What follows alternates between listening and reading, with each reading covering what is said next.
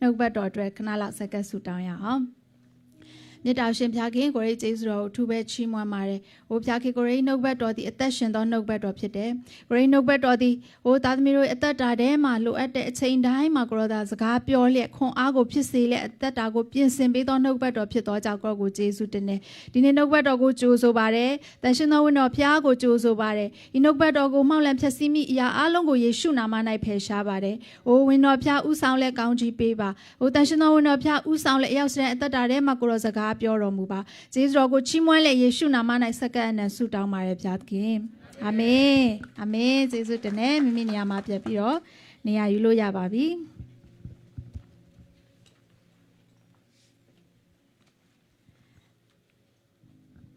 ဆရာမတို့ဒီမှာဆရာနဲ့ဆရာမကိုလည်းပြန်ပြီးတော့တွေ့ရတဲ့အခါမှာနော်အားတွေပိုရှိသွားတာ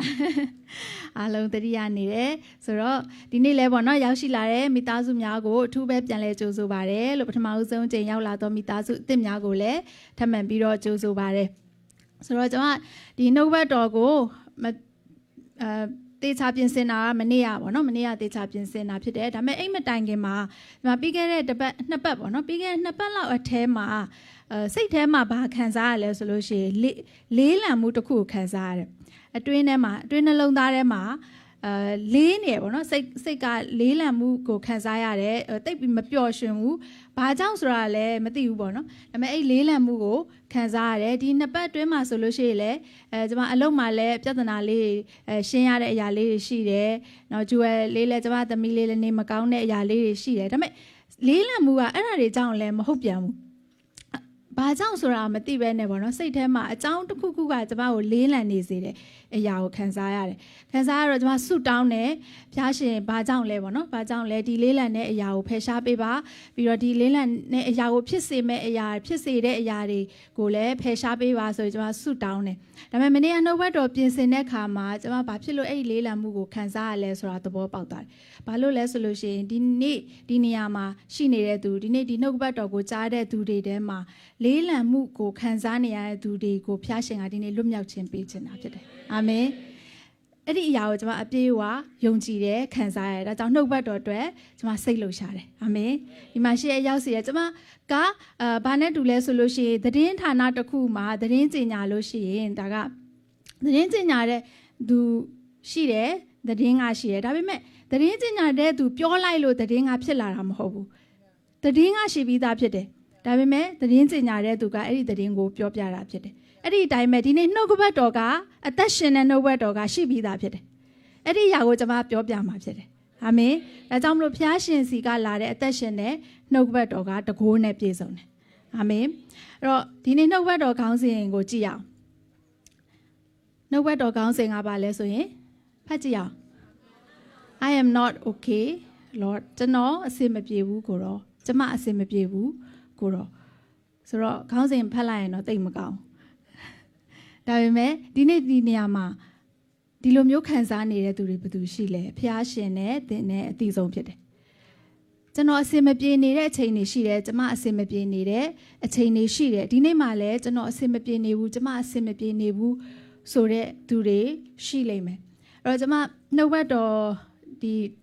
တချို့ကိုနားထောင်တယ်ပေါ့နော်နားထောင်တဲ့အခါမှာဒီဆရာတယောက်ပြောထားတဲ့အရာလေးပေါ့နော်စကားလုံးလေးနှစ်ခုရှိတယ်သူကဒီစကားလုံးလေးနှစ်ခုကိုရှင်းပြထားတယ်သူရဲ့ဝင်ငှခြင်းထဲမှာဆိုတော့ကျွန်မဒီနေ့မှာအဲ့ဒီသူပြောထားတဲ့ဒီအရာလေးကိုအခြေခံပြီးတော့ကျွန်မဝင်ငှသွားမှာဖြစ်တယ်အဲ့ထက်မှာစကားလုံးလေးနှစ်လုံးသူပြောတဲ့အထဲမှာကျွန်မကိုဖျားရှင်စကားပြောတဲ့အဲ့ဒီအရာကနေတဆင်ပါလဲဆိုလို့ရှိရင်ကျွန်တော်တို့အများအားကြားဘူးနေကြစကားလုံးလေးဖြစ်တယ်အဲ့ဒါကဘာလဲဆိုတော့ pain and suffering pain and suffering နာကျင်မှုနဲ့ဆင်းရဲဒုက္ခတူသလိုလိုနဲ့မတူဘာမတူတာလဲဆိုလို့ရှိရင် pain လို့ပြောလိုက်လို့ရှိရင်ဒါကနာကျင်မှုလို့ပြောလိုက်လို့ရှိရင်သူကအမျိုးမျိုးရှိတယ်လीနော်နာကျင်မှုဆိုတာကိုယ်ခန္ဓာနာကျင်တာဖြစ်ရှိနိုင်တယ်စိတ်နာတာရှိနိုင်တယ်ဝိညာဉ်ထဲမှာနာကျင်တဲ့အရာရှိနိုင်တယ်အဲ့တော့နာကျင်မှုလို့ပြောလိုက်လို့ရှိရင်ဒီနာကျင်မှုကသူကတိုင်းတာလို့ရတယ်နာကျင်မှုကတိုင်းတာလို့ရတယ်နော်ကျွန်မဘယ်လိုသိလဲဆိုတော့ကျွန်မတစ်ခေါက်တော့ကြာပါပြီနော်ဘိုက်ရမ်းနာပြီးတော့ကျွန်မဆေးရုံရောက်သွားတယ်ဆေးရုံရောက်သွားတဲ့အခါမှာအဲ့မှာ nurse ကကျွန်မကိုဗာမေးလဲဆိုလို့ရှိရင် ဘလောက်နာလဲတဲ့ဆိုတော့တော်တော်ရှင်းပြခက်တယ်ဘလောက်နာလဲဆိုတော့နာနေရလေနော်ဟိုလမ်းတော့မလျှောက်နိုင်ဆိုတော့ဘလောက်နာလဲဆိုတော့ဒါပေမဲ့ तू ကဘာဥပမာပေးလဲဆိုတော့ तू က1 to 10ပေါ့နော် rating 1ကနေ10ကြည့်မယ်ဆိုလို့ရှိရင်ကျမဘယ်လောက်အတိုင်းတာထိနာလဲပေါ့နံပါတ်5လားနံပါတ်9လား10လား10ဆိုရင်တော့တော်တော်ဂိတ်ဆုံးနေဆိုတော့အဲ့လိုမျိုး तू ကမေးတယ်ဆိုတော့ကျမလည်းကိုနာတဲ့လောက်ကိုခန့်မှန်းပြီးတော့ပြောကြည့်လိုက်တယ်ပေါ့နော်ဘယ်လောက်ပြောလဲလည်းမမှတ်မိတော့ဆိုတော့ပြောစင်တာပါဆိုတော့နာကျင်မှုကတိုင်းတာလို့ရတယ်ခံနိုင်တဲ့အတိုင်းတာဒီလောက်ဒါမှမဟုတ်နံပါတ်1လားနံပါတ်2လားနံပါတ်5လားနံပါတ်10လားမခံမရနိုင်နာသေးသလားဆိုတဲ့အရာကတိုင်းတာလို့ရတယ်ဒါပေမဲ့ suffering ဆိုတဲ့ဆင်းရဲဒုက္ခကတော့တိုင်းတာဖို့ခက်တယ်အဲ့တော့ဒီ pain နဲ့ suffering နာကျင်မှုနဲ့ဆင်းရဲဒုက္ခကဘယ်လိုကွာသွားတာလဲဆိုလို့ရှိရင်နာကျင် pain ဆိုတဲ့နာကျင်မှုတွေကိုအချိန်ကာလတစ်ခုထိ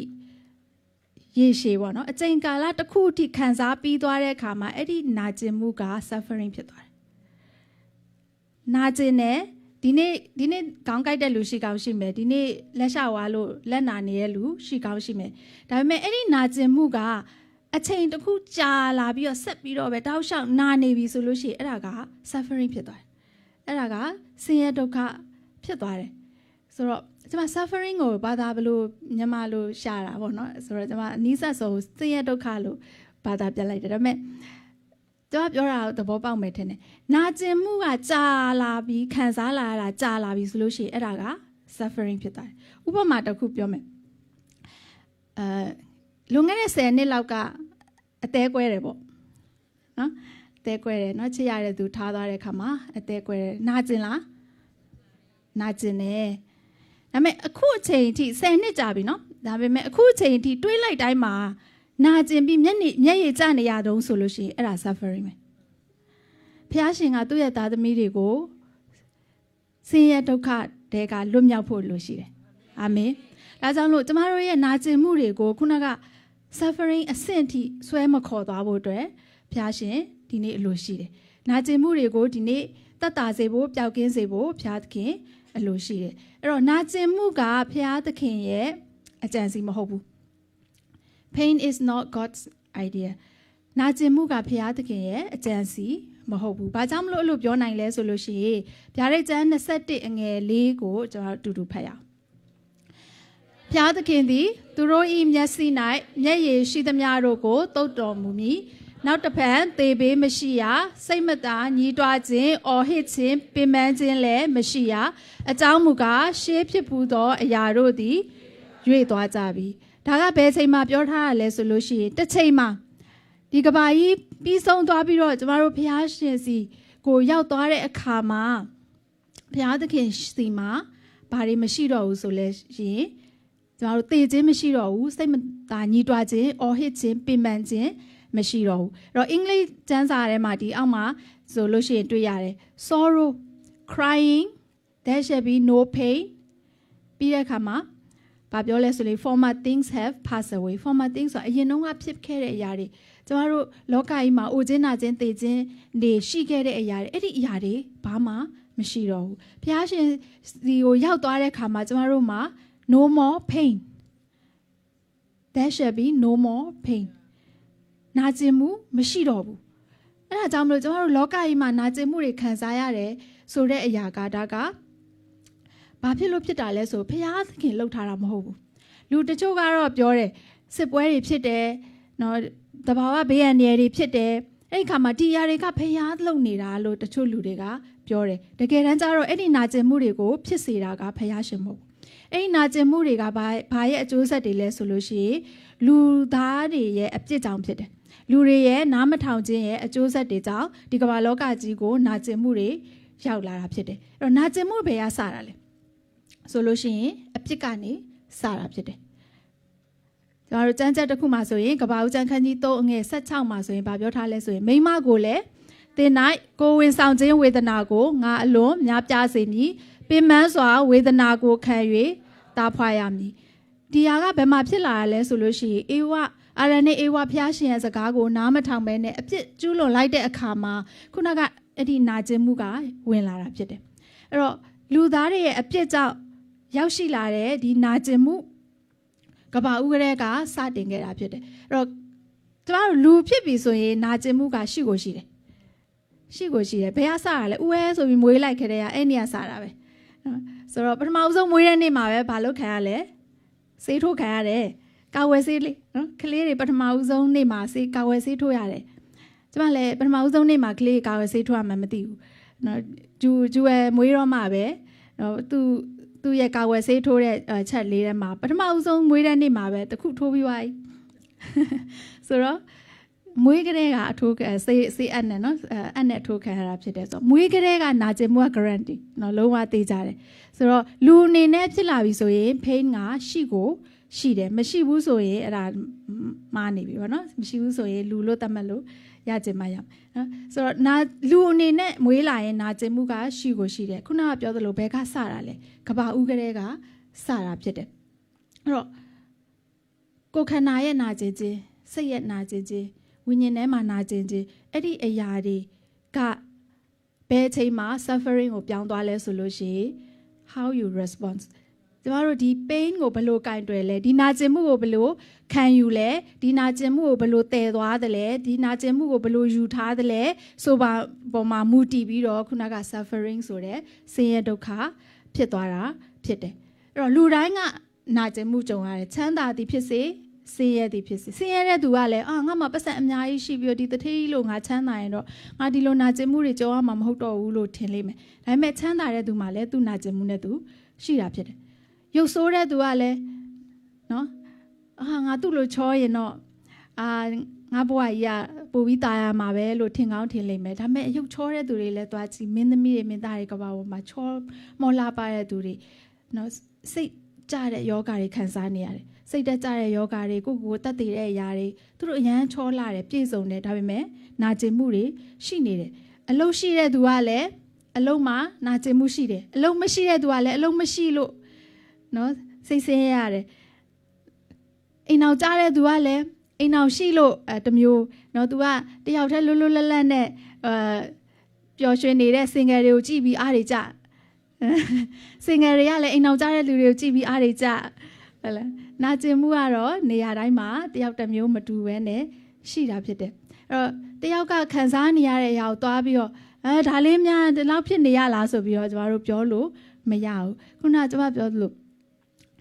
တချို့သောဆင်းရဲဒုက္ခတွေကတိုင်းတာလို့မရဘူးတချို့ကငယ်ငယ်လေးတွေကတကယ်ကို abuse ပေါ့နော်ဒီညှဉ်းပန်းနှိပ်စက်ခြင်းအမျိုးမျိုးနဲ့ကြုံခဲ့ရတဲ့သူတွေရှိတယ်သူတို့ရဲ့အသက်တာမှာလည်းနာကျင်မှုတွေရှိတယ်အမျိုးသားလည်းအမျိုးသားလျောက်နာကျင်မှုရှိတယ်အမျိုးသမီးလည်းအမျိုးသမီးလျောက်နာကျင်မှုရှိတယ်အဲ့တော့နာကျင်မှုတွေထိုင်စဉ်းစားရင်အများကြီးပဲနော်ကျွန်မမနေ့ကဘာတွေပြောရကောင်လဲချရရတော့များသွားတယ်ဆိုတော့နည်းပြန်လျှော့လိုက်နော်နာကျင်မှုတွေကရှိတယ်အဲ့တော့ခုနပြောသလိုဆင်းရဲဒုက္ခဆိုတဲ့ suffering တွေကလည်းဘာကြောင့်ဖြစ်တယ်လဲကျွန်တော်တို့ချစ်ခင်ရတဲ့သူတွေဆုံးရှုံးတဲ့အခါမှာနာကျင်ရတယ်ခံစားရတယ်နော်နိုင်ငံရေးမကောင်းတဲ့အခါမှာအုပ်ချုပ်မှုတွေမကောင်းတဲ့အခါမှာမတရားမှုတွေများတဲ့အခါမှာကျမတို့နိုင်ငံအတွက်ကျမတို့နာကျင်ရတယ်။ကျမတို့မိသားစုတွေအတွက်ကျမတို့နာကျင်ရတယ်။ကြားရတဲ့သတင်းတွေစစ်သတင်းတွေမှစပြီးတော့အဲ့ဒီအရာတွေအတွက်နာကျင်ရတယ်။နောက်ထပ်နာကျင်တဲ့အရာတစ်မျိုးရှိသေးတယ်။အဲ့ဒါကဘာလဲဆိုလို့ရှိရင်သူကတော့ကောင်းဖို့ဖြစ်တယ်။နော်ကောင်းဖို့ဖြစ်တယ်။တချို့နာကျင်မှုတွေကကောင်းဖို့ဖြစ်တယ်။ဘယ်လိုဟာမျိုးလဲဆိုလို့ရှိရင်စီကံပေါ့နော်စီကံချမှတ်ခံရတဲ့အခါမှာစိတ်တမနည်းနည်းနာနော်ဒါပေမဲ့ဒီຢာကသင်ကောင်းဖို့ဖြစ်တယ်အဲ့တော့သားသမီးတွေအိမ်မှာကျမသမီးတစ်ခါအခုနည်းနည်းကြီးလာတော့နည်းနည်းပြောရခက်လာဆိုတော့စီကံထားရတော့နော်စီကံဒါမလုပ်ရဘူးပါဆိုမျက်ရည်ကကြာပြီးတော့စိတ်ကောက်တယ်စိတ်ကောက်ပြီးတော့သူစိတ်နာတယ်ပေါ့နော်ဒါပေမဲ့အဲ့ဒါကသူကောင်းဖို့ဖြစ်တယ်နော်ကျမတို့တစ်ခါကြားလို့ရှိ correction ပေါ့နော်အပြင်ခံရတယ်ဆဲလီဒါပဲဖြစ်ဖြစ်เนาะအသင်းတော်ကပါစတာပဲဖြစ်ဖြစ်ဒါမလုပ်ရဘူးဒီလိုမလုပ်ရဘူးဒီလိုဝေစားမွေးရဘူးဒီလို post တွေမတင်ရဘူးလာပြီးတော့ပြောတဲ့ခါမှာဘာဖြစ်လဲစိတ်နာတယ်ဒါပေမဲ့သင်ကောင်းဖို့ဖြစ်တယ်အာမင်ဒါကြောင့်တချို့နာကျင်မှုတွေကကောင်းဖို့ဖြစ်တယ်အဲ့လိုပဲကျမတို့ဖျားရှင်နောက်ကိုလိုက်မဲလို့ရွေးချယ်တဲ့အခါမှာတချို့တွေအိမ်မောကနေချခံရတာရှိရနော်အဲ့ဒါနာကျင်မှုပဲ ကြေကွဲမှုပဲဒါပေမဲ့လို့အဲ့ဒီအရာကသင်ရဲ့ဝိညာဉ်ကောင်းဖို့အတွက်ဖြစ်တယ်အာမင်တချို့ဆိုလို့ရှိရင်ဖခင်ရှင်နှုတ်ဘတ်တော်ထဲမှာလည်းရှိတယ်ခဏနေကျွန်တော်နှုတ်ဘတ်တော်ထဲကအကြောင်းတွေကိုဆက်ပြီးတော့ကြည့်မယ်အဲ့တော့နှုတ်ဘတ်တော်ထဲမှာဆိုလို့ရှိရင်လည်းဖခင်သခင်နောက်ကိုလိုက်လို့ယေရှုကိုယုံကြည်လို့အသက်ပေးခဲ့တဲ့လူတွေအများကြီးပဲနာကျင်မှုအလုံးစုံကိုခံစားခဲ့ရသူတွေအများကြီးပဲအခုချိန်ကာလထိရှိနေတော့မယ်ဒါပေမဲ့အဲ့ဒီအရာတွေက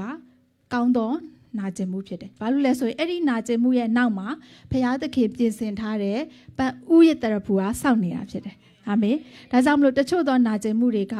ကောင်းဖို့အတွက်ဖြစ်တယ်ဒီဟာကိုကျွန်တော်နားလည်ဖို့လိုတယ်အဲ့တော့ခုနကကျွန်မအများကြီးပြောသွားဥပမာတွေပြောသွားတယ်နော်နာကျင်မှုတွေအကြောင်းတွေကျွန်မပြောသွားတဲ့အခါမှာစဉ်းစားကြည့်အောင်အဲ့ဒီကျွန်မပြောသွားတဲ့အရာတွေထဲမှာတိုက်ဆိုင်တဲ့အရာတွေဒီမှာရှိတဲ့မိသားစုတွေထဲမှာရှိကောင်းရှိလိမ့်မယ်တစ်ချက်ဖြစ်ဖြစ်နှစ်ချက်ဖြစ်ဖြစ်တချို့အချက်တွေကအော်ငါဒါကြောင့်နာကျင်ခဲ့ဘူးပါလားဆိုပြီးတော့ remind ပေါ့နော်ကိုပြန်ပြီးတော့သတိရမိတဲ့အရာတွေရှိလိမ့်မယ်ဒါပေမဲ့တေချာပြန်စဉ်းစားကြည့်လို့ရှိရင်တချို့သောနာကျင်မှုတွေကကျမတို့ထားခဲ့လို့ရတယ်ဟုတ်လားမသိဘူးထားခဲ့လို့ရတယ်မေ့လိုက်လို့ရတယ်နော်တချို့သောနာကျင်မှုတွေခံစားခဲ့ရတဲ့အရာတွေကိုစိတ်ဝိညာဉ်အလုံးထဲမှာရှိခဲ့တဲ့အရာတွေကတချို့အရာတွေကကျမတို့ချခဲ့လို့ရတယ်ဒါပေမဲ့ဘာဖြစ်လို့ကျမတို့ still suffering ခုချိန်ထိခံစားနေတာလဲဆိုလို့ရှိရင်မချခဲ့လို့ဖြစ်တယ်ဥပမာဆိုလို့ရှိရင်ဘယ်လိုပြောမလဲကိုယ့်ရဲ့အသက်တာကိုကောင်းကျိုးမဖြစ်စေတဲ့ relationship တွေနော်ကောင်းကျိုးမဖြစ်စေတဲ့ relationship လို့ပြောတဲ့အခါမှာသမီးကြီးစား relationship ကိုပဲပြောတာမဟုတ်ဘူးခါကြလို့ရှိရင်ကိုယ့်ရဲ့အသည့်ထဲမှာကိုနာကျင်စေခဲ့တဲ့အရာတွေအဲ့ဒီအရာတွေကိုကျမတို့တစ်ခါကြလို့ရှိရင်စိတ်ထဲမှာဆွဲပြီးတော့မှတ်ထားတယ်မထားခဲ့ဘူးပေါ့နော်မထားခဲ့တဲ့အခါမှာခုနကsuffering ဆိုတာဖြစ်သွားတာဖြစ်တယ်တချို့ဆိုလို့ရှိရင်ယဉ်နီးဆုံးမိတ်ဆွေရဲ့သစ္စာဖောက်ခြင်းခံရတဲ့အခါမှာစိတ်နာတယ်စိတ်ဆိုးတယ်ဒါပေမဲ့အဲ့ဒီຢာကိုကျမတို့မေ့လိုက်လို့ရတယ်ထားခဲ့လိုက်လို့ရတယ်ဒါပေမဲ့မထားခဲ့ပဲဆက်သွယ်သွားတဲ့အခါမှာ suffering ဆိုတာဖြစ်လာတယ်ဘုရားသခင်ကအဲ့ဒီအရာကိုအလိုမရှိဘူးဒါကြောင့်မလို့နှုတ်ဘတ်တော်တစ်ခုကဘာပြောထားလဲဆိုလို့ရှိရင်အမျက်မပြေပဲနေမဝေစေနဲ့တဲ့ဘုရားသခင်ကဘာလို့လဲဆိုတော့တင့်ရဲ့ pain ကို suffering မဖြစ်စေခြင်းဘုရားရှင်ရဲ့အလိုတော်ကဒါကြောင့်မလို့ကျွန်တော်အသက်တာမှာဒီຢာတွေကိုထားခဲ့တတ်ဖို့အတွက်အရန်ကိုအရေးကြီးတယ်အဲ့တော့ဆက်ပြီးတော့ကျွန်တော်တို့ကြည့်ရအောင်အဲ့တော့နာကျင်မှုတွေကျွန်တော်တို့ခံစားရတယ်အဲ့ဒီအရာတွေကအပြစ်ရဲ့အခလည်းဖြစ်တယ်လို့တစ်ခါကြလို့ရှိရင်လေကိုယ့်အပြစ်မဟုတ်ဘဲနဲ့ကိုယ့်ရဲ့မိဘအားဖြင့်တော်၎င်းကိုယ့်ရဲ့မျိုးရိုးစင်ဆက်အားဖြင့်တော်၎င်းခံစားရတဲ့အရာတွေရှိတယ်ခါကြလို့ရှိရင်တော့ကိုယ့်အပြစ်ကြောင့်မဟုတ်ဘူးတစ်ခါကြလို့ရှိရင်လေကိုယ့်ရဲ့အပြစ်ကြောင့်ဖြစ်တယ်ဘယ်လိုပဲဖြစ်ဖြစ်ဘုရားသခင်ကကျွန်တော်တို့ကိုဒီနေ့နာကျင်မှုတွေကျွန်တော်တို့ခံစားရတဲ့အခါမှာဘယ်လိုတုံ့ပြန်စေခြင်းလဲဆိုတာအရေးကြီးတာဖြစ်တယ်အာမင်အဲ့တော့ပထမဆုံးတစ်ချက်အနေနဲ့ဘုရားသခင်ကကျွန်တော်တို့အသက်တာမှာနာကျင်မှုတွေတွေ့တဲ့အခါမှာဘယ်လိုတုံ့ပြန်စေခြင်းလဲဆိုလို့ရှိရင်ပထမနံပါတ်1မှာဆိုလို့ရှိရင်တွေ့ရင်ဖတ်ကြည့်အောင်သင်နာကျင်ခံစားရတဲ့အခါမှာဘုရားထံမှာငိုကြွေးပါ cry to God အဲ့တော့နာကျင်မှုခံစားရတဲ့အခါမှာကျွန်တော်တို့လုပ်ရမယ့်အရာတစ်ခုကဘာလဲဆိုရင်ဘုရားသခင်စီမှာငိုကြွေးတတ်ဖို့ဖြစ်တယ်ဘုရားသခင်စီမှာငိုကြွေးတတ်ဖို့ဖြစ်တယ်လူတွေစီမှာလည်းတိုင်းတာတစ်ခုထိငိုကြွေးလို့ရပါတယ်ဒါပေမဲ့အရေးကြီးဆုံးကဘာလဲဆိုရင်ဘုရားသခင်စီမှာငိုကြွေးဖို့ဖြစ်တယ်တမန်ကျမ်းစာထဲမှာကြည့်မယ်ဆိုလို့ရှိရင်ဓမ္မရာဇဝင်ပထမဆောင်အခန်းကြီး1ထဲမှာရှိတယ်သူကဘာအကြောင်းလဲဆိုလို့ရှိရင်ဟာန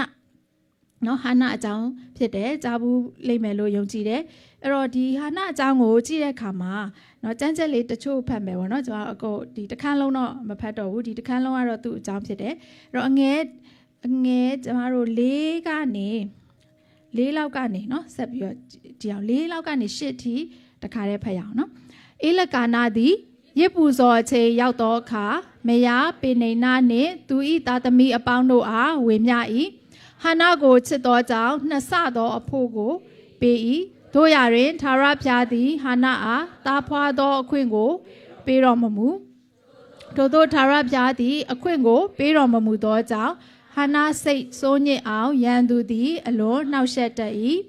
နှစ်စဉ်မပြတ်သာရဖျား၏အစာမစားနိုင်ငိုလျက်နေတတ်၏ Tui Kimo, Ilakanaga, Hana, a Bezao, Modani, a Bezao, Masabe, Nidani, a Bezao, Saint Yong Edani, That the Zayted, the night Hatayue County, Moholo, so e. The Mahana at the Damana Zimushi, ain't not Zimuga Bale Solushi, Tuma, Tatami, Meshiu, or Ilakana Sore to the Yama, Tuma. မယားနှစ်ယောက်ရှိတယ်ပေါ့နော်မိန်းမနှစ်ယောက်ရှိတယ်တယောက်ကဟာနာတယောက်ကပေနေနာဖြစ်တယ်ကျေးဇူးတော်ပဲနော်ခုခေတ်မှာဘုရားရှင်ကမျိုးသားတစ်ယောက်အမျိုးသမီးတစ်ယောက်နဲ့ဒီနှစ်ယောက်ကတစ်ယောက်ပဲဖြစ်တယ်ဆိုတော့သတ်မှတ်ပေးလိုက်တာကျေးဇူးတော်ချီးမွမ်းနော်နှစ်ယောက်ကနေတစ်ယောက်ဖြစ်တာတော့နော်ဒါကသိလွယ်တဲ့ကိစ္စမဟုတ်ဘူးနောက်ထပ်တစ်ယောက်ပါထပ်လာမယ်ဆိုရင်နော်ဒါတော့ဘယ်လိုတွေးရမလဲမသိဆိုကျေးဇူးတော်ပဲเนาะတယောက်နဲ့ပေါင်းပြီးတယောက်ပဲဖြစ်လို့ဟာလေလုယာနော်ဆိုတော့ဘုရားဒီမှာတော့เนาะဒီခေတ်မှာတော့ဒါကနှစ်ယောက်ရှိလို့အဆင်ပြေတယ်เนาะနှစ်ယောက်တည်းလဲပို့ကြတာတချို့ရှိတယ်ထားပါတော့ဆိုတော့ကဲဟာနာနဲ့ပင်နေနာနှစ်ယောက်ရှိတယ်တဲ့ဆိုတော့ပင်နေနာမှာသားသမီးတွေရှိတယ်ဟာနာမှာတော့မရှိဘူးအဲ့တော့သူတို့ကနှစ်တိုင်းမှာဒီဘုရားရှိရစ်ပူဇော်ဖို့အတွက်ပေါ့နော်ဒီရှီလောမြို့ကိုနှစ်တိုင်းသွားတယ်တဲ့နှစ်တိုင်းသွားပြီးလို့ရှိရင်သူကအဲ့ဒီမှာဣသေလလူမျိုးတွေเนาะဒီရစ်ပူဇော်ရဲ့ရာဖျားရှင်ကိုးကွယ်ကြတဲ့အပြည့်ဖြည့်ခြင်းမဆိုင်တရားတွေကိုမိသားစုလိုက်ပေါ့เนาะဒီမြို့ကိုသွားပြီးတော့လှုပ်ဆောင်ကြတာဖြစ်တယ်အဲ့လိုသွားတဲ့အချိန်တိုင်းမှာဒီအေလက်ကနာကလည်းသူ့ရဲ့မယားနှစ်ယောက်နဲ့သားသမီးတွေခေါ်သွားတယ်ပေါ့ခေါ်သွားတဲ့အခါမှာဟိုမှာပေးသူတို့ကိုပေးတဲ့အရာတွေရှိတယ်သားသမီးတွေကိုအားလုံးကိုဝေမျှတယ်ဟာနာကိုချစ်တော်ကြောင့်နှစ်ဆတော်အဖို့ကိုပေးသူမျိုးသားသူ့ယောက်ျားကသူ့ကိုအင်မတန်ချစ်တယ်သားသမီးမရှိပေမဲ့လို့အင်မတန်ချစ်တယ်သူ့ကိုသူများထက်ပိုပြီးဂရုစိုက်တယ်သူများထက်ပိုပြီးတော့လည်းပေးတယ်ဒါပေမဲ့ဟာနာအသက်တာမှာပျော်ရွှင်မှုမရှိဘူးဘာလို့ဆိုအဲ့ဒီခေတ်ကာလမှာသားသမီးမရှိခြင်းကတကယ်ကိုဖျားရှိရဲ့ကြိမ်ချင်းကိုခံရတဲ့လိုຢာတွေမဆိုင်အမျိုးမျိုးပေါ့နော်လူမျိုးမျိုးရဲ့ပြောဆိုခြင်းတွေအများကြီးရှိတယ်ရှိတဲ့အခါမှာအဲ့ဒီခေတ်ကာလမှာသားသမီးမရှိခြင်းကအင်မတန်ကိုမျက်နှာငယ်ရတဲ့ຢာဖြစ်တယ်အဲ့ဒီအကြောင်းမလို့ဟာနာကအရန်ကိုသူကအမြဲတမ်းပျော်ရွှင်မှုမရှိဘူးထမင်းတော့မစားနိုင်ဘူးအစာတော့မစားနိုင်ဘူးငိုပဲငိုနေတယ်ပေါ့နော်သူ့ယောက်ျားကသူ့ကိုပြောတယ်နော်ဘာဖြစ်လို့ဒီလောက်စိတ်ညှိုးငယ်တယ်လဲနော်တားတစ်ကြိတ်ထက်တောင်သူ့ကိုပို့ပြီးတော့ချစ်တယ်မဟုတ်ဘူးလားပို့ပြီးဂူးဆိုင်တယ်မဟုတ်ဘူးလားလို့ပြောပေမဲ့လို့ဟာနာကနှလုံးသားကကြေကွဲတယ်နာကျင်တယ်ဆိုတော့ဒါကအချိန်တိုင်းတာတော့ဒီမှာမပြောထားပေမဲ့တော်တော်နှစ်ကာလအတော်ကြာလိမ့်မယ်လို့တော့ကျွန်မထင်တယ်ဗောနော်တားတစ်ကြိတ်ဆိုတော့နော်ဟိုဘက်မှာတားတစ်ကြိတ်တောင်ရသွားပြီဆိုတော့သူခင်ဗျာသားသမီးမရှိတာနှစ်ပေါင်းတော်တော်ကြာသူ suffering ဗောနော် is pain နေမဟုတ်တော့ဘဲနဲ့တကယ်ကို suffering ဆိုတဲ့အဆင့်ကိုရောက်သွားပြီဖြစ်တယ်ဟာနာရဲ့တက်တာထဲမှာအဲ့လိုမျိုးဖြစ်တဲ့အခါမှာဟာနာဘာလုပ်လဲဆိုလို့ရှိရင်ဖះရှင်ရှေ့မှာငိုကြွေးတယ်ဆိုတော့အငယ်30မှာကြည့်မယ်ဆိုလို့ရှိရင်ဟာနာသည်ညှိုးငယ်သောစိတ်နှင့်ထ၍မျက်ရည်များစွာကျလျက်ထာဝရဘုရားကိုဆုတောင်းသည်ကားညှိုးငယ်သောစိတ်နဲ့မျက်ရည်များစွာကျလျက်ဘုရားသခင်စီမှာဆုတောင်းတယ်ဘုရားသခင်ရှေ့မှာဗိမာန်တော်ရောက်တဲ့အခါမှာဘုရားသခင်ရှေ့မှာငိုကြွေးလျက်သူမခံနိုင်တဲ့အရာသူရဲ့နာကျင်တဲ့အရာအဲ့ဒီအရာကိုဘုရားသခင်ရှေ့မှာသူပြောပြတယ်ဆုတောင်းတယ်ဆိုတဲ့အရာကိုတွေ့ရတယ်အဲ့လိုဆုတောင်းတဲ့အခါမှာเนาะကျွန်မအကုန်လုံးမဖတ်တော့ဘူးဒီဇလန်လေးကိုဆက်ပြီးတော့ပြောပြမယ်ဆိုလို့ရှိရင်ဒီဗိမာန်တော်မှာရှိတဲ့ prophet အေလိကဟာနာဆုတောင်းနေတကယ်ကိုကြေကွဲလက်ဆုတောင်းနေတဲ့အခါလိုလာကြည့်ပြီးတော့သူကဘာပြောလဲဆိုလို့ရှိရင်သူကနော်ရစ်မူးနေတယ်နော်ဒီမူးနေတယ်ပေါ့နော်တရက်တောက်ပြီးတော့မူးနေတယ်လို့ထင်တယ်နော်ဖခင်ရဲ့အမှုဆောင်ဖြစ်တယ်ဒါပေမဲ့ဆုတောင်းနေတဲ့အရာကိုမူးနေတယ်လို့သူကထင်တယ်ဟိုမှာနာကျင်ကြေကွဲလို့နော်ငိုလို့တော်တော်လေးခံစားနေရပါတယ်ဆိုမှမူးနေတာလားဆိုပြီးတော့လာပြောခံရတယ်ဆိုတော့သူ့ရဲ့နာကျင်မှုပေါ်မှာနာကျင်မှုကထပ်ပြီးတော့ကြုံရတယ်ပေါ့နော်တစ်ခါကျမတို့ရဲ့အသက်တာမှာအဲ့လိုပဲတခုအကြောင်းအရာတစ်ခုကြောင့်နာကျင်ရတယ်အဲ့ဒီအရာကိုငိုကြွေးတဲ့အခါမှာနောက်ထပ်အကြောင်းအရာတစ်ခုထပ်ဖြစ်တယ်အဲ့မှာထပ်ပြီးတော့နှစ်ဆငိုရတယ်နှစ်ဆငိုတဲ့အခါမှာနောက်ထပ်အကြောင်းအရာထပ်ဖြစ်တယ်မပြီးနိုင်ဘူးနော်အဲ့လိုမျိုးဖြစ်တတ်တယ်ဒါပေမဲ့လို့သေစာတစ်ခုကပါလဲဆိုရင်ဟာနာကဘုရားသခင်ရှေ့မှာငိုကြွေးတယ်ဘုရားခင်ရှေ့မှာနှလုံးသားဖွင့်လျက်ငိုကြွေးတဲ့အခါမှာနောက်ဆုံးဘာဖြစ်လဲဆိုလို့ရှိရင်အငယ်19-18ကိုဖတ်ရအောင် ယခုဆုတောင်းသည့်အတိုင်းဣသေလအမျိုးဤဖျားသခင်ပေးသနာတော်မူပါစေသောဟုမွတ်ဆို၏ဟန္နာကလည်းကိုရော်သည်ကျမ၏ရှေ့တော်၌မျက်နှာရပါစေသောဟုလျှောက်ပြီးမှခြားနာသောမျက်နှာနှင့်သွား၍အစာ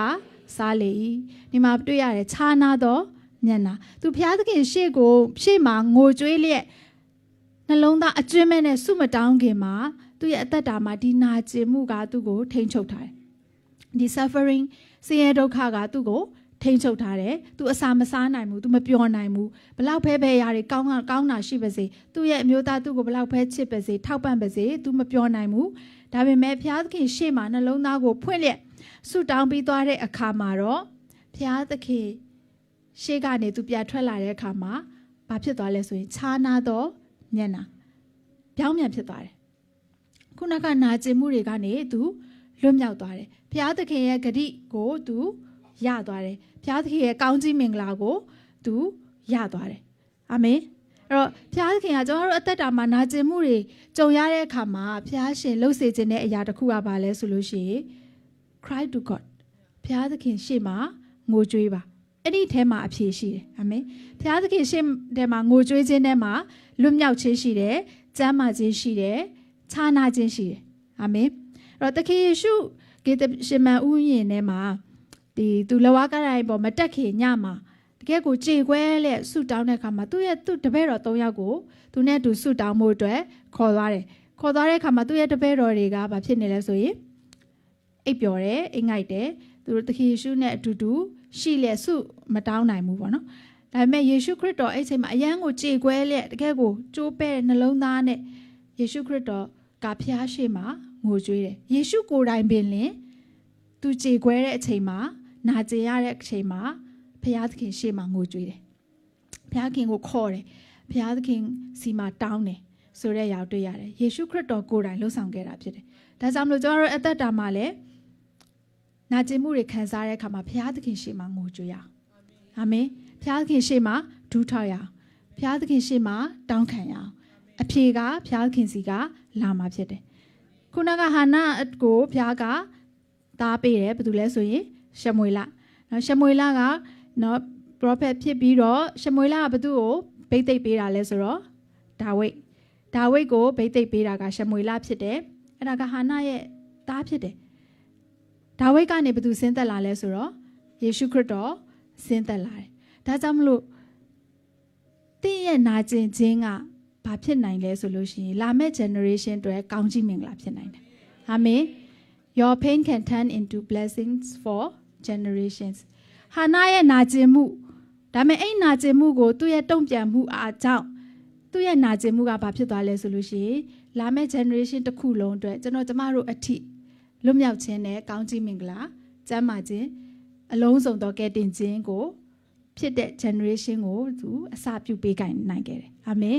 ဟာလေလုယာအဲ့တော့ဘုရားသခင်ကျမတို့ရဲ့နာကျင်မှုကိုဘုရားသခင်ကကောင်းကြီးမင်္ဂလာဖြစ်ပြောင်းလဲပေးနိုင်တယ်အာမင်ဘယ်နှယောက်ယုံကြည်လဲမသိဘူးအာမင်ဟာလေလုယာ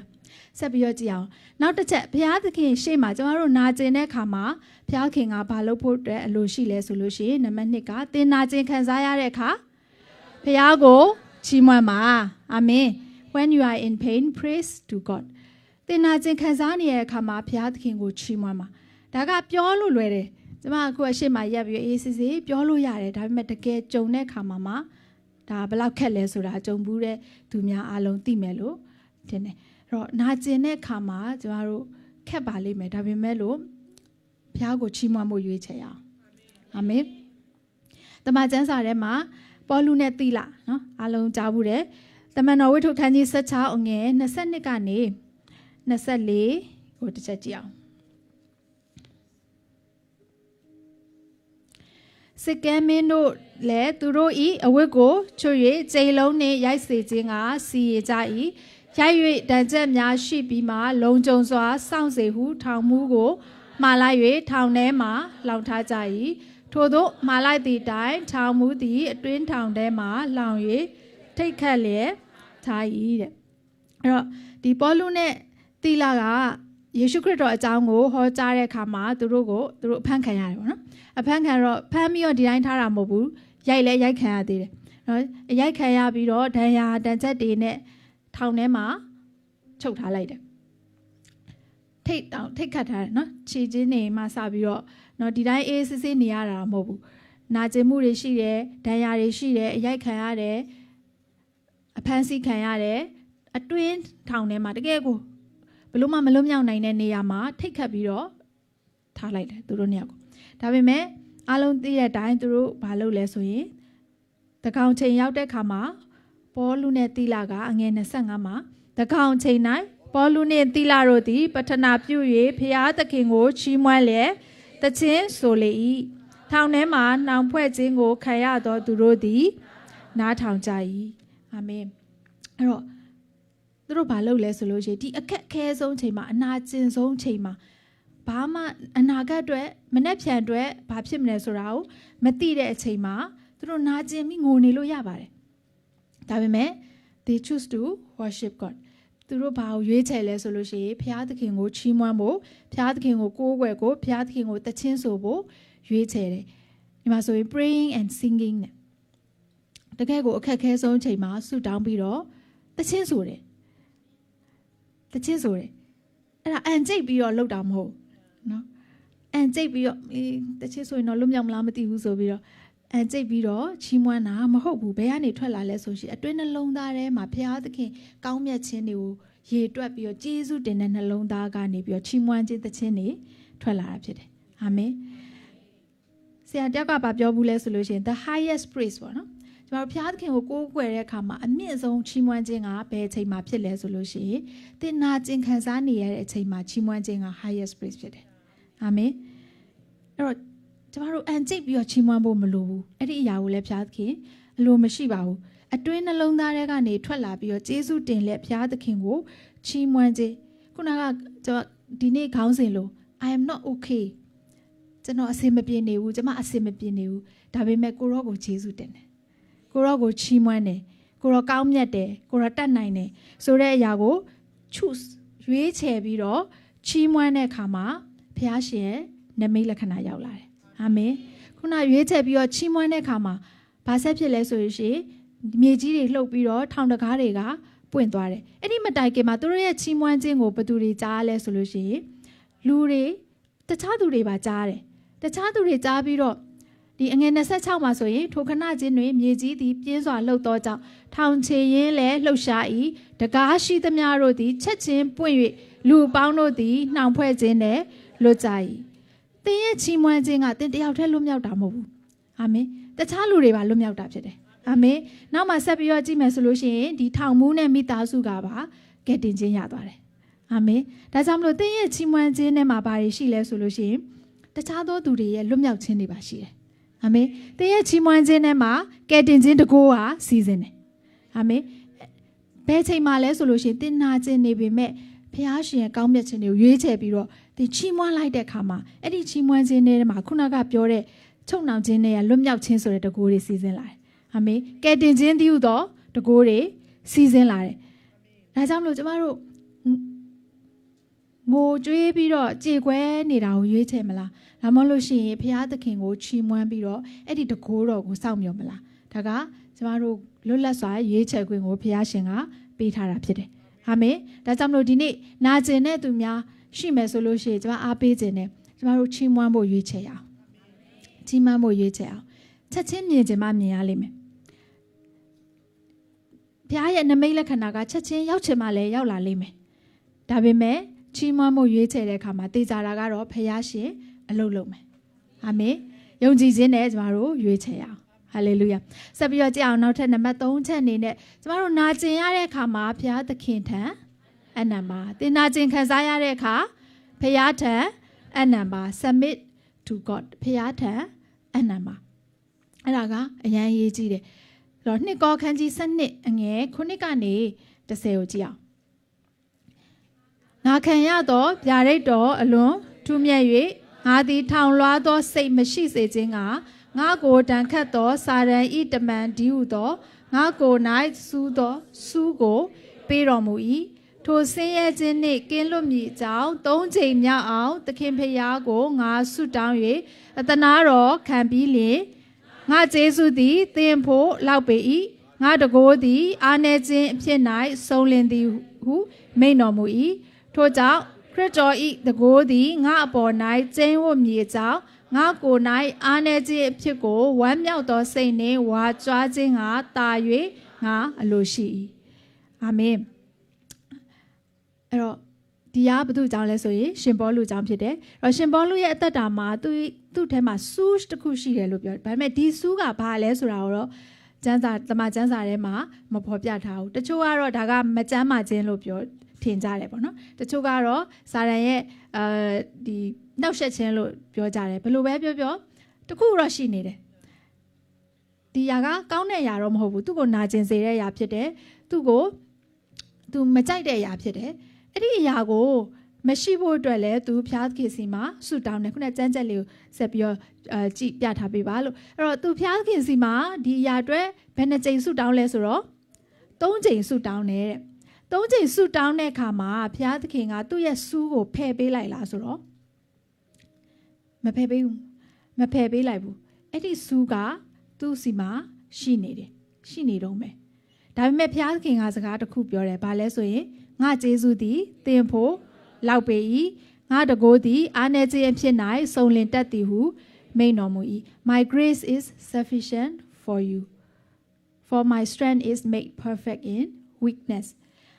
ဒီဆူးကရှင်ပေါလုရဲ့အားနည်းခြင်းဖြစ်တယ်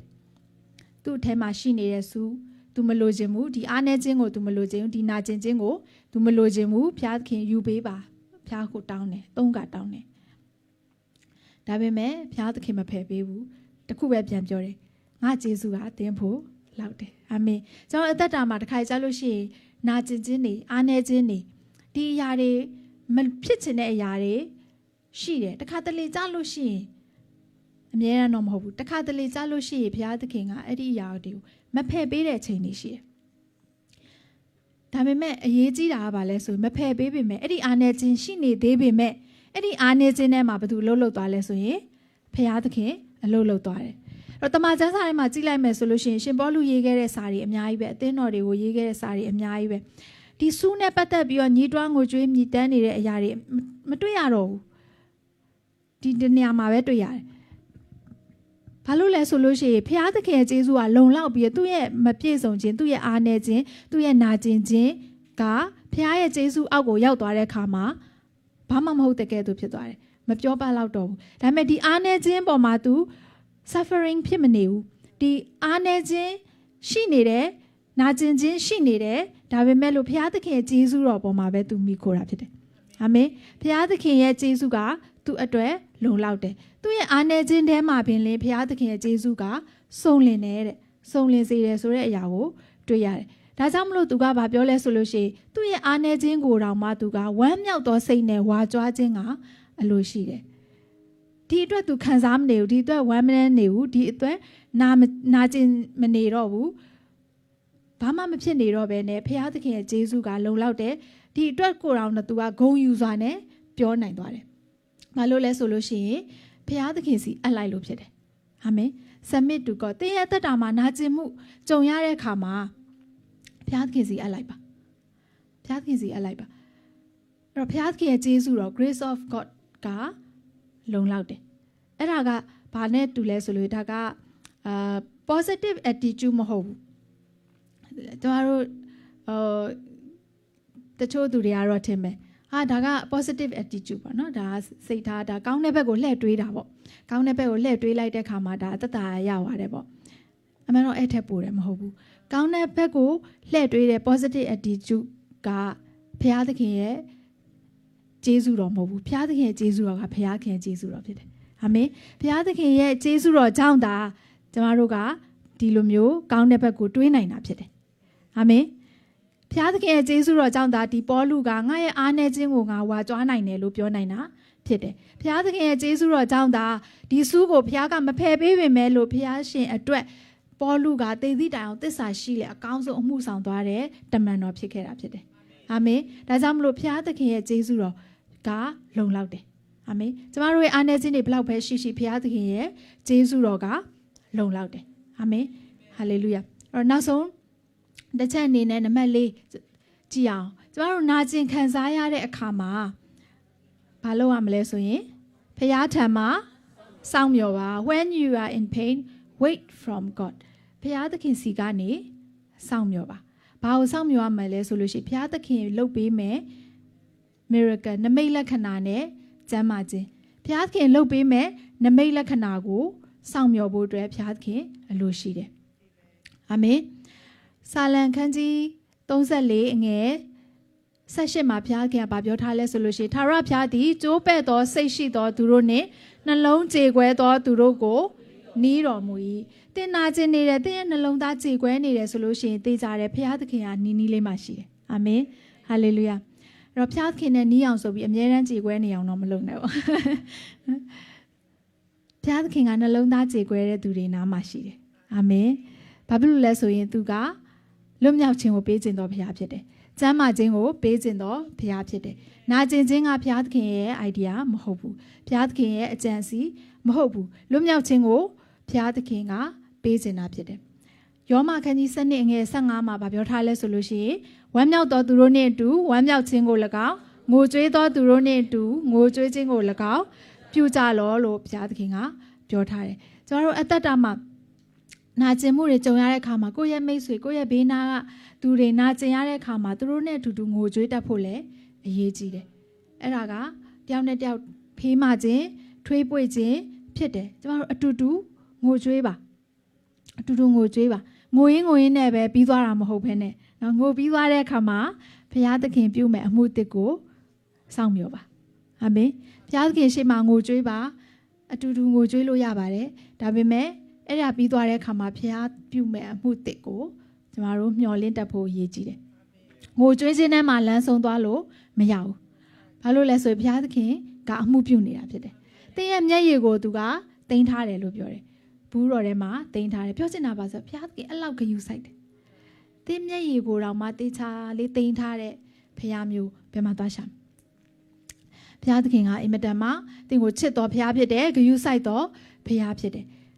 နှစ်ကောခန်းကြီး9:10မှာပြောထားလဲဆိုလို့ရှိရင်အဘယ်သို့နိဟုမူကားဖျားသခင်၏အလိုတော်နှင့်ညီသော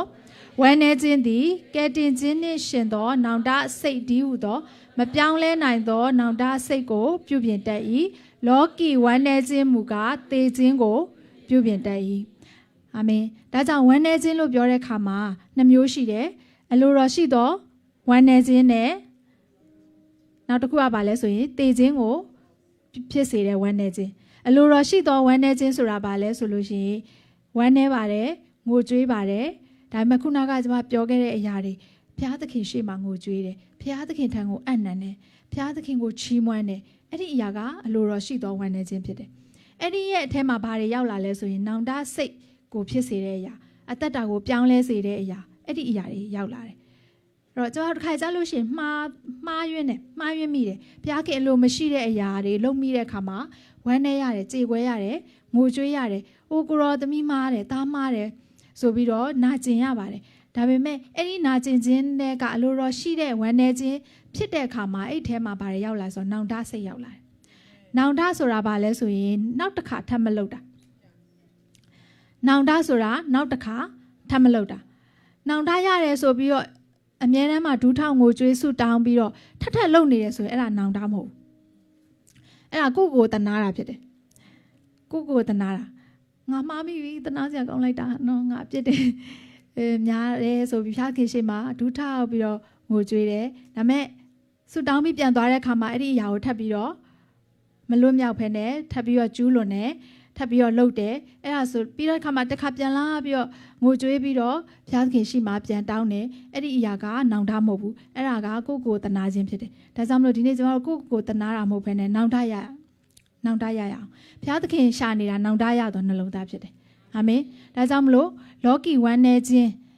မဖြစ်ဖို့လိုတယ်လောကီဝမ်းနည်းခြင်းကတော့ခုနကဝမ်းနည်းခြင်းရဲ့ဆန့်ကျင်ဘက်ဖြစ်တယ်သူကဘာလဲဆိုရင်သေခြင်းကိုဖြစ်စေတယ်ဝမ်းနည်းလွန်သွားတဲ့အခါမှာနောက်ဆုံးကိုယ်တတ်သေးသွားတယ်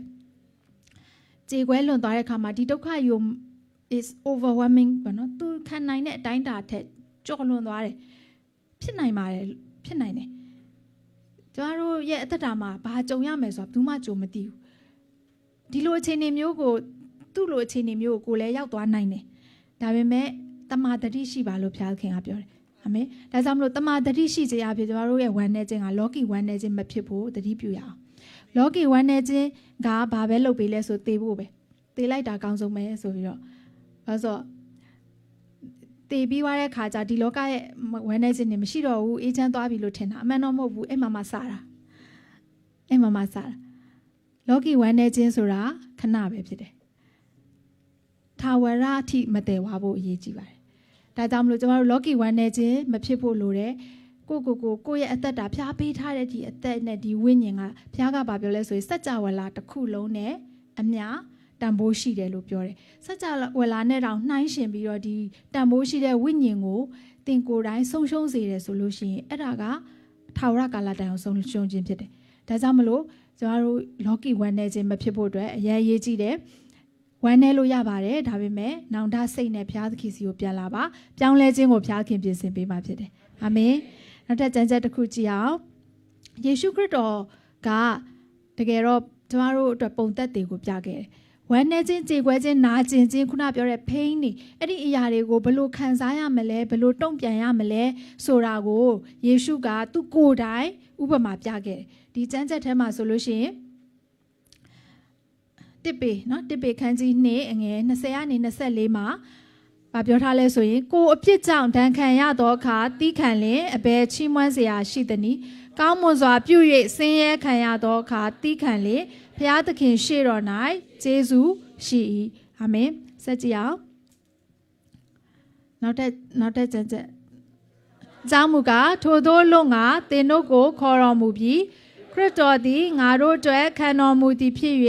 ခြေရာတော်ကိုရှောက်လိုက်စေခြင်းကပုံသက်တွေကိုထားတော်မူပြီးထိုသခင်သည်ဒုစရိုက်ကိုမပြုနှုတ်တော်၌လည်းမူတာကိုရှာမတွေ့ကဲ့ရဲ့ခြင်းကိုခံရသောအခါပြန်၍မကဲ့ရဲ့အသေးခံရသောအခါချင်းချောက်ခြင်းကိုမပြုတရားသဖြင့်စီရင်တော်မူသောသူ၌ကိုအနံ့တော်မူ၏ငါတို့သည်အပြစ်နှင့်ဆိုင်သောအရာ၌အသေးဖြစ်၍ဖြောင့်မတ်ခြင်းရာ၌အသက်ရှင်စေမည်အကြောင်းငါတို့အပြစ်များကိုကိုယ်တော်တိုင်တစ်တိုင်မှခံတော်မူပြီးဒဏ်ချက်တော်များအပြင်သင်တို့သည်အနာပြောက်လျက်ရှိကြ၏အာမင်ယေရှုခရစ်တော်ကသူလက်ဝါးကားတိုင်းကိုတက်သွားတဲ့အခါမှာနာကျင်မှုတွေအကုန်လုံးကိုယူသွားတာဖြစ်တယ်သူကိုယ်တိုင်ခံခဲ့တာဖြစ်တယ်ကိုခန္ဓာရဲ့နာကျင်ခြင်းသာမကဘဲနဲ့ဒီအပြစ်တွေအကုန်လုံးကိုသူ့ပေါ်မှာယူတင်ဝစ်ဆောင်လိုက်တဲ့အခါမှာနော်ခမည်းတော်ဖခင်ရဲ့မျက်နှာလွှဲခြင်းဒီအရာကိုသူအပြစ်ပေါ့နော်အပြစ်တွေအလုံးစုံကိုကျမတို့ကိုယ်စားကျမတို့တကယ်တော့ကျမတို့ရဲ့နေရာဖြစ်တယ်အဲ့နေရာကဒါပေမဲ့အဲ့ဒီအရာတွေအားလုံးကိုယေရှုခရစ်တော်ကကိုယ်စားနာကျင်မှုတွေအကုန်လုံးကိုခံခဲ့တယ်ဒါပေမဲ့အဲ့ဒီခံခဲ့တဲ့အခါမှာသူဘာလုပ်လဲဆိုလို့ရှိရင်ကျမတို့အတွက်ဆိုတာကိုသူမှတ်ယူထားတယ်ဒဏ်ချက်တော်များအပြင်ကျမတို့အနာပြောက်ဖို့ဖြစ်တယ်သူရဲ့အသွေးတော်အပြင်ကျမတို့အပြစ်ကနေလွတ်မြောက်ဖို့ဖြစ်တယ်သူရဲ့အသေးခံခြင်းအပြင်သွင်းခဲ့တဲ့အသွေးတော်ခံခဲ့တဲ့ဒဏ်ချက်တွေအပြင်ကျမတို့ကယ်တင်ခြင်းရဖို့ဖြစ်တယ်ကျမတို့ထာဝရကာလအတွက်စိတ်ချရဖို့ဖြစ်တယ်အဲ့ဒါကြောင့်မလို့သူကသူ့ကိုတတ်နေတဲ့သူတွေကိုတောင်းပင်လျင်ဖះရှင်ရှေ့မှာသူဆုတောင်းတယ်သူတို့ကိုခွင့်လွှတ်ပါသူတို့ဘာလုပ်နေလဲသူတို့မသိဘူးဆိုပြီးတော့ဆုတောင်းပေးခဲ့တော့ဖះသခင်ဖြစ်တယ်အဲ့တော့ကျမတို့အသက်တာမှာလည်းယေရှုခရစ်တော်တခါကျတော့ယေရှုကသူ့အပြစ်ကြောင့်သူခံရတာမဟုတ်ဘူးကျမတို့အပြစ်ကြောင့်ခံရတာဖြစ်တယ်ဒါပေမဲ့ယေရှုကသူတုံ့ပြန်တဲ့အခါမှာချစ်ချင်းမေတ္တာနဲ့ဖះသခင်ရှေ့မှာအယူခံဝင်ပြီးတော့ကျမတို့အတွက်ကိုယ်စားပေးဆက်ခဲ့တာဖြစ်တယ်ဒါပေမဲ့ကျမတို့တစ်ခါတလေခံရတဲ့နာကျင်ခြင်းတွေကတစ်ခါတလေကိုယ့်အပြစ်ကြောင့်ဖြစ်တာဒါပေမဲ့ကျမတို့ကယေရှုခရစ်တော်လိုမျိုးတုံ့ပြန်ဖို့အတွက်ဝင်လေးတယ်နော်တီးခံဖို့အတွက်ဝင်လေးတယ်အဲ့ဒီຢာကိုဖျားခင်အလိုမရှိဘူးအဲ့တော့ယေရှုခရစ်တော်ကကျမတို့ရဲ့ဝမ်းနည်းခြင်းတွေအကုန်လုံးကိုယူဆောင်သွားပြီးဖြစ်တယ်အာမင်နာကျင်ခြင်းတွေအကုန်လုံးကိုယူဆောင်သွားပြီးဖြစ်တယ်အဲ့တော့ကျမ်းမာခြင်းကိုပေးနိုင်တဲ့ဖျားသခင်ကသင်ရဲ့ကြေကွဲနေတဲ့နှလုံးသားကိုလည်းကျမ်းမာစေနိုင်တော်ဘုရားဖြစ်တယ်အာမင်သင်ရဲ့နာကျင်နေတဲ့နှလုံးသားကိုလည်းဘုရားသခင်ယေရှုခရစ်တော်ကပျောက်ကင်းစေနိုင်တယ်ဘာဖြစ်လို့လဲဆိုရင်သူကိုယ်တိုင်ခံဘူးလို့ဖြစ်တယ်အာမင်သူကိုယ်တိုင်အဲ့ဒီနေရာမှာဝန်ခံဘူးတဲ့အတွက်ကြောင့်ကျမတို့ကိုနားလေတော်ဘုရားဖြစ်တယ်ကူညီနိုင်တော်ဘုရားသခင်ဖြစ်တယ်ကူညီခြင်းတော်ဘုရားသခင်လည်းဖြစ်တယ်အာမင်နောက်ဆုံးကျမ်းချက်လေးနှစ်ခုပေါ့နော်ကျမ်းချက်လေးနှစ်ခု ဖြတ်ပြီးတော့ကျွန်မအဆုံးသတ်ခြင်းနဲ့နှစ်ကောခန်းကြီးလေးငယ်ဆက်ခွန်ကနေဆက်ရှစ်မှာဗာပြောထားလဲဆိုရင်အကြောင်းမူကားမျက်မှောက်၌ထင်ရှားသောအရာတို့သည်ခဏသာတည်၍မထင်ရှားသောအရာတို့သည်အစဉ်အမြဲတည်ကြောင်းကိုငါတို့သည်ထောက်လျက်ထင်ရှားသောအရာတို့ကိုမကြည့်မမှတ်ဖဲမထင်ရှားသောအရာတို့ကိုကြည့်မှတ်ချစဉ်အခါယခုခဏခံရ၍ပေါ့ပါသောဆေးရဲစေဒုက္ခသည်အတိုင်းထက်အလွန်ကြီးမြတ်လေးလံသောနေဆာထာဝရဘုံအတရေကိုငါတို့အဖို့ဖြစ်စေတတ်၏အာမင်ကျွန်တော်နောက်ကပြောကြည့်အောင်ယခုခဏနောက်တစ်ခုကပါဆိုရင်ထာဝရနာကျင်ခြင်းတွေကျွန်တော်တို့ခံရတာကခဏဖြစ်တယ်ဒီလောကကြီးမှာအသက်ရှင်နေတဲ့အတွက်ကြောင့်မလို့ခံရတာဖြစ်တယ်ဒါပေမဲ့နောက်ထပ်လာမယ့်အရာကပါလဲဆိုရင်ထာဝရဖြစ်တယ်အာမင်ဒီလောကကြီးမှာခုခဏခံရတဲ့ဆင်းရဲဒုက္ခကဘာအတွက်လဲဆိုရင်ထာဝရကာလအတိုင်အောင်ဘုရားသခင်ပြင်ဆင်ထားတဲ့ဘုန်းတရေအတွက်ဖြစ်တယ်အာမင်ယခုခဏအသက်တာမှာနာကျင်မှုတွေကြေကွဲခြင်းတွေခံရတဲ့အခါမှာသတိရပါဒါခဏဖြစ်တယ်ဆိုတော့သတိရပါအာမင်ဘာလို့လဲဆိုရင်ထာဝရကအသင်အတွက်စောင့်မျှော်နေတယ်အာမင်ဒီထာဝရကာလကိုကျွန်တော်တို့မြင်တတ်ဖို့အရေးကြီးတယ်ဘုရားသခင်ကကျွန်တော်တို့ကိုနာကျင်မှုတွေထဲမှာတခါတည်းပြီးတော့ pain ကနေ suffering ပြောင်းပြီး suffering ကနေတော့တည်ခြင်းကိုဆွဲခေါ်သွားဖို့အတွက်မဟုတ်ဘူးဘာဖြစ်လို့ဒီနာကျင်မှုတွေကိုဘုရားကခွင့်ပြုထားသေးလဲဆိုလို့ရှိရင်ထာဝရကာလအတွက်ပြင်ဆင်နေတာဖြစ်တယ်အာမင်ဒါကြောင့်မလို့ကျွန်တော်တို့ထာဝရကာလကိုကြည်ထပ်ဖို့အရေးကြီးတယ်တစ်ပေခန်းကြီး9ငယ်30မှာဗာပြောထားလဲဆိုရင်ခရစ်တော်ယေရှုအားဖြင့်ငါတို့ကိုထာဝရဘုန်းတရေတော်သို့ခေါ်တော်မူသောခတ်သိမ်းသောကျေးဇူးကိုပြုတော်မူသောဖရာသခင်သည်ခဏဆင်းရဲခံပြီးသောသင်တို့ကိုစုံလင်တည်ကြည်ခိုင်ကဲ့မြဲမြံစေတော်မူလိမ့်မည်အာမင်ခဏဆင်းရဲခံပြီးသောပြောကြအောင်ခဏဆင်းရဲခံပြီးသောသင်တို့ကိုဘာလုပ်ပေးမလဲစုံလင်တည်ကြည်ခိုင်ကဲ့မြဲမြံစေတော်မူမယ်အာမင်ဒါကြောင့်မလို့ကျွန်တော်တို့အသက်ရှင်တဲ့ကာလမှာခဏခံရပါလိမ့်မယ်တခါတလေယေရှုကြောင့်ယေရှုခရစ်တော်ကြောင့်ယေရှုကိုရွေးချယ်လို့နာကျင်မှုတွေခံရတာရှိပါလိမ့်မယ်ဒါပေမဲ့မကြာတော့တဲ့အချိန်မှာဘုရားသခင်ကတင့်ကိုစုံလင်စေမယ်အာမင်တည်ကြည်စေမယ်ခိုင်ကန့်စေမယ်မြဲမြံစေမယ်ဟာလေလုယာအဲ့တော့ဘုရားသခင်ကျွန်တော်တို့အသက်တာမှာနာကျင်မှုတွေနဲ့ကြုံရတဲ့အခါမှာတင့်ရဲ့ရွေးချယ်မှုကအရေးကြီးတယ်အဲ့တော့ခုနပြောတဲ့၄ချက်ကိုပြန်ကြည့်မယ်ဆိုရင်နာကျင်မှုခံစားရတဲ့အခါမှာဘုရားထံမှာငိုကြွေးရအောင်အာမင်သင်နာကျင်မှုခံစားရတဲ့အခါမှာဘုရားကိုချီးမွမ်းပါသင်နာကျင်မှုခံစားရတဲ့အခါမှာဘုရားထံအနံမှာသင်နာကျင်မှုခံစားရတဲ့အခါမှာဘုရားထံမှာစောင့်မျှော်ပါဘုရားကသင်အတွက်နမိတ်လက္ခဏာပြုပေးမယ်ဘုရားသခင်ဖြစ်တယ်အာမင်ဒီနာကျင်မှုကနေလွတ်မြောက်စေတော်ဘုရားသခင်ဖြစ်တယ်အဲ့ရထပြီးတော့နိုးလာတဲ့အခါမှာညတုန်းကနာကျင်ခဲ့ရတဲ့အရာကဘာမှမသိတော့လောက်အောင်ဘုရားရှင်စိတ်မှာရှေ့မှာခုလိုမျိုးငိုကြွေးချီးမွမ်းပြီးတော့အနံပြီးတော့ဘုရားနောက်ကိုစောင့်ဘုရားထံကနေစောင့်မျှော်လိုက်တဲ့အခါမှာနက်နက်တိုင်းဂယုဏအစ်ကိုခံရတယ်ဆိုတဲ့အတိုင်းမနက်တိုင်းဂယုဏအစ်ကိုဘုရားပေးတဲ့ဘုရားကဒီအရာပြီးသွားတဲ့အခါမှာသင်စီမှာလူတို့ကြံစည်မမိနိုင်တဲ့ဝမ်းမြောက်ခြင်းတွေကိုသွန်းလောင်းဖို့အစဉ်သင်ဆောင်နေတာဖြစ်တယ်အာမင်အာမင်ခုချိန်မှာအားလုံးမတ်တရအောင်ဘောရှိချင်းကိုဖိတ်ခေါ်ခြင်းနဲ့